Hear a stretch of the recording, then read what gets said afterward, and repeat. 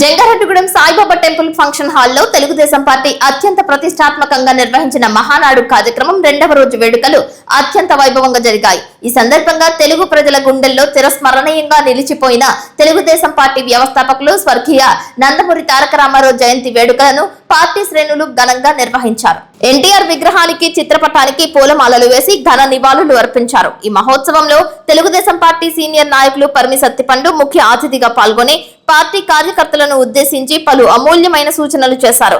ఎన్టీఆర్ సుపరిపాలన తెలుగు జాతి ఆత్మ గౌరవం అని అన్నారు. తెలుగు ప్రజల ఆత్మ గౌరవాన్ని ప్రపంచ వ్యాప్తంగా చాటి చెప్పిన మహోన్నత నాయకుడు నందమూరి తారక రామారావు అని కొనియాడారు. జంగారెడ్డిగూడెం పట్టణ అభివృద్ధికి ప్రత్యేక ప్రణాళికలు చేశారు. జంగారెడ్డిగూడెం పట్టణ సమగ్ర అభివృద్ధిపై పరిమి సత్తిపండు స్పష్టమైన రోడ్ మ్యాప్ ను వివరించారు. పట్టణ ప్రగతి కోసం ప్రధాన ప్రతిపాదనలను ముఖ్యమంత్రి దృష్టికి తీసుకువెళ్తున్నట్లు ఆయన ప్రకటించారు. బొట్టాయిగూడెం రోడ్డు జంక్షన్ నుంచి గ్రీన్ఫీల్డ్ ఎక్స్ప్రెస్ హైవే వరకు రోడ్డు సెంటర్ డివైడర్ నిర్మాణం, యువత కోసం అధునాతన స్టేడియం ఏర్పాటు, పట్టణానికి అదనపు పవర్ సబ్ స్టేషన్ నిర్మాణం ఏర్పాటు చేయడంతో పాటు ఏఈ, ఏడీఈ పోస్టులు అదనంగా నియామకం చేసే విధంగా ప్రభుత్వం దృష్టికి తీసుకువెళ్లేందుకు ప్రతిపాదనలు చేశారు.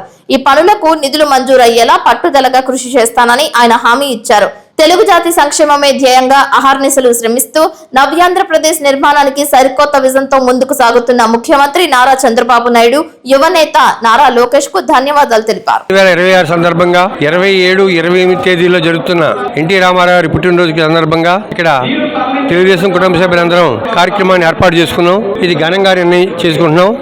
మరి ఈ మహానాడు సందర్భంలో జంగారెడ్డి పట్టణం దినదినాభివృద్ధి చెందుతున్న జంగారెడ్డి పట్టణంలో ఎంతో శరవేగంగా అభివృద్ధి చెందుతుంది.